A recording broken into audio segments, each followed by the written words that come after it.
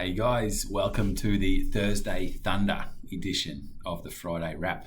Tomorrow I have a crazy busy day, so I'm getting it in a day early. I'm not going to forget it, I'm going to get it in early.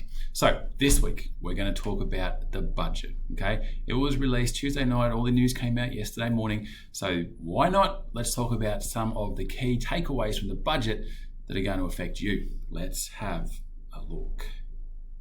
All right, the budget. One that you want to know about is money that you're going to get back. So the low and middle income offset remains the same for 1 year. When you lodge your tax return, you will receive an extra refund of somewhere between $255 and $1,080. You can see there, depending on your income, the bracket that you sit in, the amount of money that you're likely to receive. Now, I mentioned last week, the very first minute I was talking about the government uses tax rates and interest rates to stimulate or slow down the economy. They are going to give you an extra refund. So it's kind of a tax reduction, so to speak. Why? Because they know that most people are going to go and spend that money in the economy. They're going to get 10% straight away back as GST. The money's now going to filter through the economy. All those transactions, tax is going to come back to them in the form of GST and tax that companies make as profit. People are going to be kept in jobs. They're going to get more money back in pay-as-you-go withholding. So it suits them. It suits you. Everybody's happy. Nice one. I like it. All right. What else do we have? The extension of the temporary full expenditure for another year. So businesses, subject to certain conditions, are able to now write off the full cost of assets that they purchase. So in the past, or under normal circumstances, let's say you go and buy a car. You're a tradie, you're a plumber and you need a ute or a van or something like that. You can write that asset off over a number of years. Depending on the asset, it might be written off over 3 years or 7 years or 10 years. So it costs you, say, $100,000. It's written off over 10 years, $10,000 a year. It's not exactly like that, but you get my point.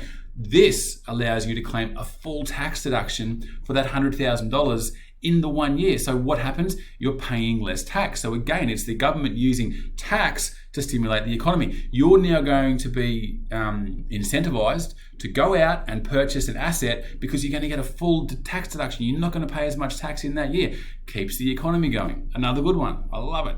All right. This is a beauty. So the government had this initiative where people could utilize their additional voluntary contributions to super to save for a house deposit. And then you were able to draw out up to $30,000 of those contributions in the form of a home deposit.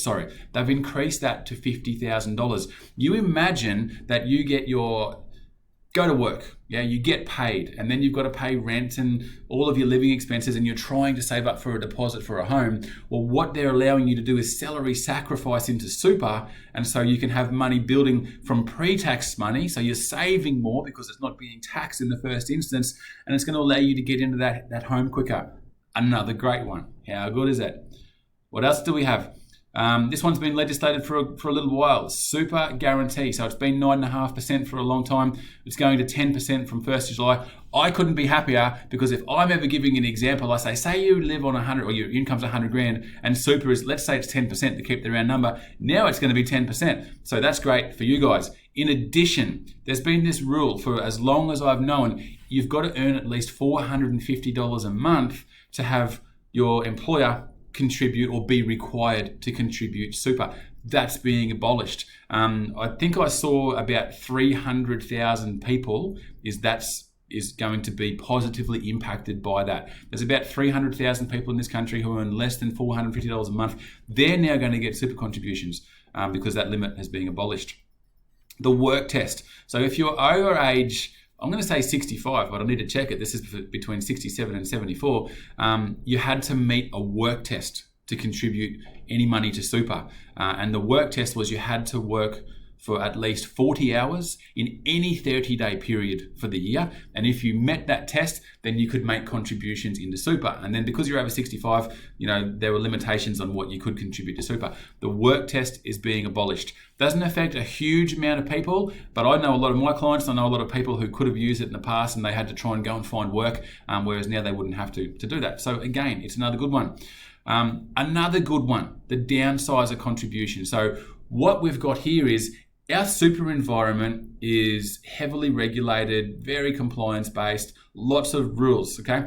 Lots of the rules relate to how much you can put into super because they don't want Richie Rich contributing millions and millions and millions of dollars and then having this, tax advantaged lifestyle when they get over to, retirement phase. And so the amount that you can contribute to super has restrictions, $25,000 a year in the form of taxable contributions or deductible contributions, $100,000 a year in non-deductible contributions, or you can bring forward $300,000. What they've done a few years ago is called this Downsizer Contribution. So you can contribute funds to super from the sale of your family home. So you might want to, sell your home, which you brought up your family in, and now all the kids have moved out and you don't have any need for this big house, and you sell it for $1 million and go and buy a house for $600,000, and so you've got $400,000 left over. You may be in a position where you can't get that $400,000 into super, and that's where you want it because the tax advantages of super.